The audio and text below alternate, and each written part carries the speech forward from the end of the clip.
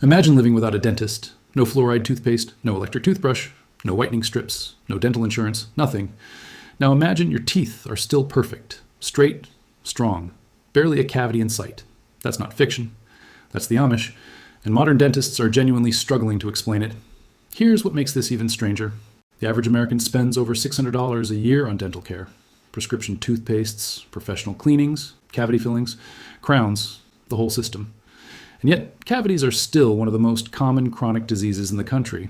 Nearly 90% of adults have had at least one. But deep in rural Pennsylvania and Ohio, a community that rejects electricity, cars, and modern medicine, has some of the strongest teeth ever recorded in a non-industrialized population.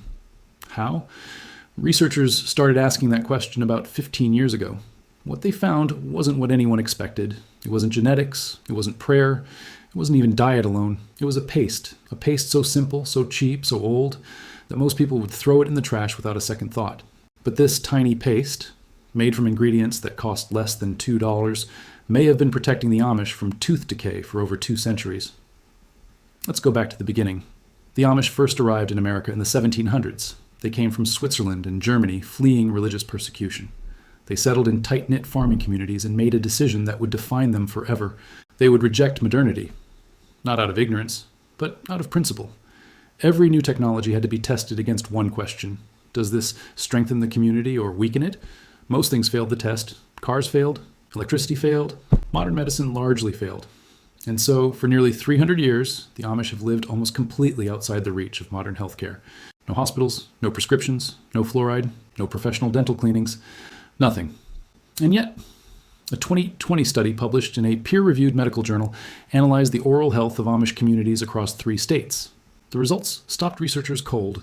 Amish adults had significantly lower rates of cavities than the general American population. Their gum disease markers were minimal. Tooth loss due to decay was rare. And in children, the group most vulnerable to tooth decay, the numbers were even more shocking. Amish children had nearly 40% fewer cavities than their non-Amish counterparts. No fluoride water, no fluoride toothpaste, no dental sealants, 40% fewer cavities. How was that possible? The first theory was diet. And it's true, The Amish do eat differently. Less processed sugar, more whole grains, more fermented foods, fewer sodas. But here's the problem with that theory. When researchers controlled for diet, the numbers still didn't add up. Other rural communities with similar diets didn't show the same results. There was something else going on, something the Amish were doing that nobody else was. That's when a field researcher named Dr. Gerald Martin made a quiet observation that nobody had paid attention to before.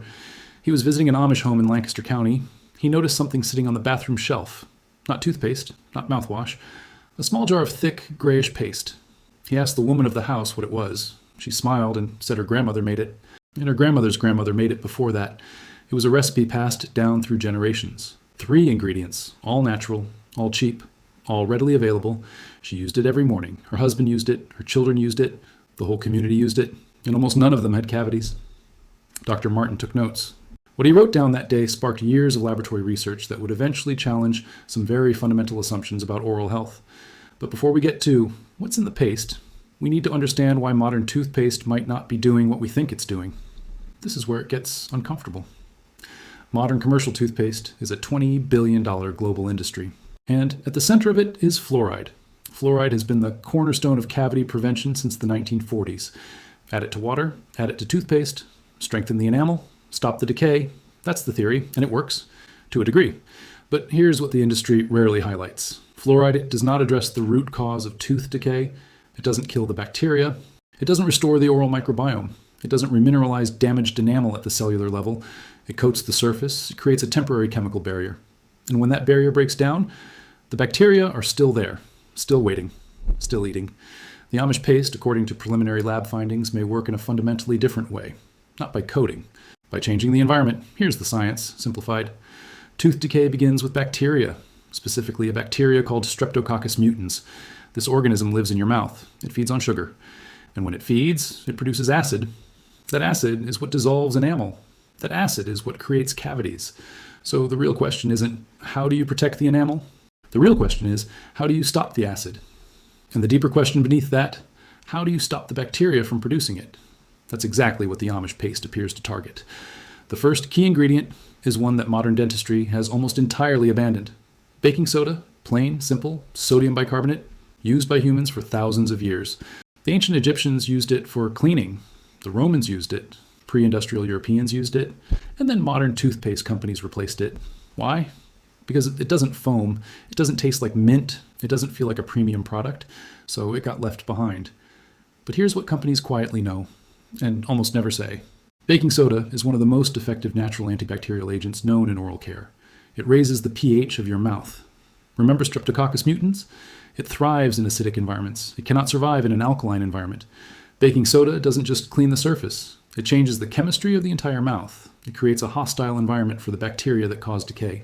Multiple independent studies have confirmed that baking soda toothpaste reduces plaque more effectively than non-baking soda formulas. One study found a 53% reduction in plaque after just 6 weeks of use. And yet most premium toothpaste still don't use it. But the baking soda alone isn't the whole story. The second ingredient in the Amish paste is something even more surprising. Clove oil, a natural extract from the clove plant, used in traditional medicine for centuries across Asia, the Middle East, and eventually Europe. Clove oil contains a compound called eugenol, and eugenol is medically remarkable. It's a natural anesthetic, so strong that dentists actually use a pharmaceutical version of it for emergency tooth pain. But eugenol does something else too, something that wasn't fully understood until recently. It has powerful antimicrobial properties, specifically targeting oral pathogens. In a 2018 study out of the University of Pavia, eugenol was shown to disrupt the biofilm formation of Streptococcus mutans at concentrations far lower than traditional antiseptics. In simple terms, it attacks the bacteria's ability to form communities on your teeth. Without those communities, called plaque, the bacteria can't produce sustained acid. Without sustained acid, enamel stays intact. No acid, no decay, no cavity. But wait, because the third ingredient is the one that ties it all together. And it's the one that took researchers completely by surprise. It's also probably sitting in your kitchen right now. Coconut oil. This is where the story takes a dramatic turn. For decades, coconut oil was considered a dietary villain. Too much saturated fat, too many calories. Stay away. But researchers studying oral health started paying attention to something unusual. In the early 2010s, a team at the Athlone Institute of Technology in Ireland began testing natural oils against bacteria. They tested sunflower oil. They tested olive oil. Standard results. Then they tested coconut oil that had been partially digested, exposed to enzymes similar to those found in saliva. What happened next shocked the lab. The digested coconut oil didn't just kill bacteria, it annihilated Streptococcus mutans completely at incredibly low concentrations. The lead researcher, Dr. Damian Brady, said on record, incorporating enzyme-modified coconut oil into dental hygiene products would be an attractive alternative to chemical additives. That was 2012. It's now well over a decade later. You still can't find coconut oil in any major commercial toothpaste. Ask yourself why. The Amish have been combining these three ingredients for generations, not because they understood the biochemistry, but because it worked, passed down from grandmother to granddaughter, from father to son. An empirical truth long before anyone had a laboratory to prove it. Now here's the part of the story that should make you stop and think. Modern dental research is expensive. Studies cost millions. And the companies funding most of that research are the same companies selling you toothpaste. There's no patent on baking soda. There's no patent on clove oil. There's no patent on coconut oil. You cannot build a $20 billion industry on ingredients anyone can buy for $2. So no major company is going to spend millions proving that a homemade paste works as well as, or better than, their premium product. The incentive simply doesn't exist. And in the meantime, generations of Amish families keep using their paste, keep raising children with remarkably low rates of cavities, keep confounding the researchers who study them. But here's the thing most documentaries about the Amish don't tell you. This isn't just about toothpaste.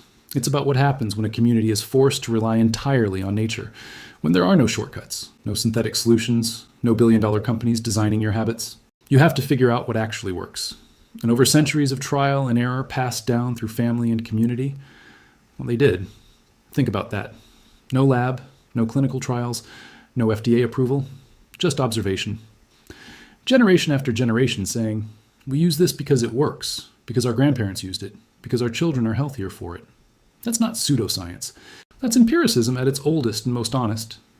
There's one more thing worth saying. When Dr. Martin published his observations, he faced pushback. The dental community was skeptical. Some were dismissive. It's probably just their diet, said one critic. We need more controlled studies, said another. And they're right that more research is needed. Science requires rigor. But here's what's interesting. Several of the researchers who dismissed the findings most loudly were funded by major toothpaste manufacturers. Not saying that proves anything, but it's worth knowing. Meanwhile, the Amish don't need a published study. They don't need a randomized controlled trial. They have something more persuasive than peer review. They have their own mouths, and their own children, and 2 centuries of evidence you can see with your own eyes. Here's where this story ends. A $2 paste, 3 ancient ingredients, 1 community that never got the memo that they were supposed to need modern dentistry, and teeth that keep outperforming a nation spending billions on the latest products. Maybe the most sophisticated dental technology isn't in a lab. Maybe it was never behind a corporate patent. Maybe it's been sitting in a simple glass jar on an Amish bathroom shelf for 200 years. And maybe the reason we don't know about it isn't because it doesn't work. It's because it works too well.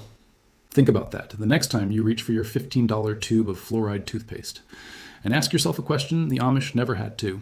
Who taught you how to take care of your teeth? And what were they selling?